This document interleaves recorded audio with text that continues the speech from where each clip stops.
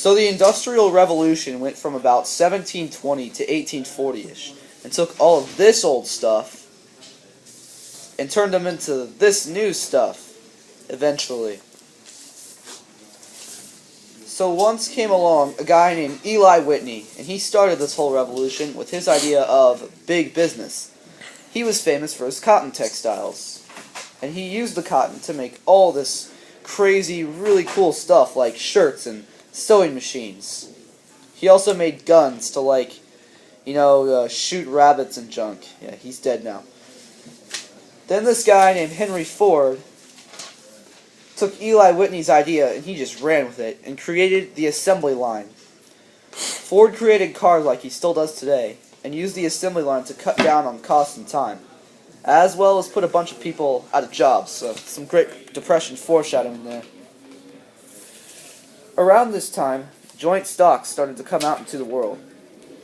A joint stock is the process of selling shares to people to invest in a company, in return selling the shares back if the company succeeds.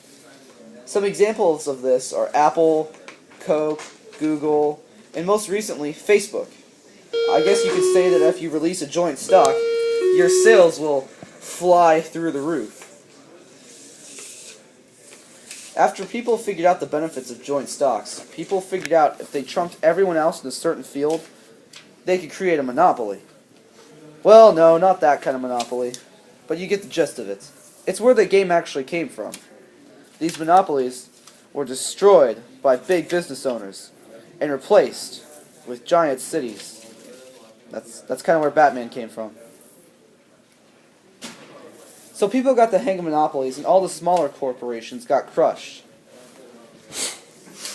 Looking at you, Blockbuster. People then got mad at all the monopolies, which is why they are banned today. Yep, see, there's Netflix now. Sorry, Mr. Monopoly Man, I'm done paying $4,000 for Boardwalk. One of the most famous men to create a monopoly was Rockefeller. Somehow, he slipped under the radar and ruled the oil business. He still lives on today. Rockefeller Center in New York City is really famous. So in the end, this little show sums up the more business side of the Industrial Revolution and built a lot of our financial system today.